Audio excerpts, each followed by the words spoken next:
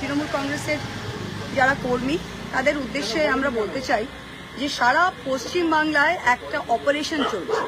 অপারেশনটা কি যে তৃণমূলকে একেবারে শেষ করতে হবে, জড় থেকে রুট থেকে তুলে শেষ করতে হবে।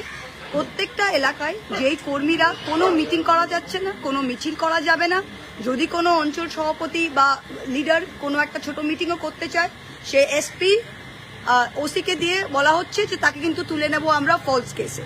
এই ভয় আর ভীতি দেখিয়ে সব জায়গায় তৃণমূল কংগ্রেসকে কি করে ওঠানো যায়, তুলে নেওয়া যায়।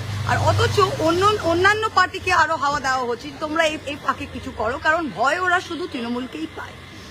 এইখানে দাঁড়িয়ে আমি কর্মীদের বলবো এটা কদিন চালাবে, কারণ 2,60,00,000 মানুষের ভোট, 2,60,00,000 মানুষের কণ্ঠকে রুদ্ধ এইভাবে থানা পুলিশ দিয়ে চলে না। এটা এমার্জেন্সি তো কেউ করতে পারেনি, আর এখনো কেউ করতে পারবেন না। তাই প্রত্যেকটা আমরা কর্মীদের বলছি 21শে জুলাই আমাদের হবে, এবং 21শে জুলাই আমাদের নেত্রী আগামী পথ দেখাবে। তার আগেও আমি আপনাদের কাছে জানাতে চাই যে আপনারা প্লিজ কেউ ভয় পাবেন না। এই থানা পুলিশ আমরা অনেক দেখেছি, পার্লামেন্ট লেভেলেও দেখেছি।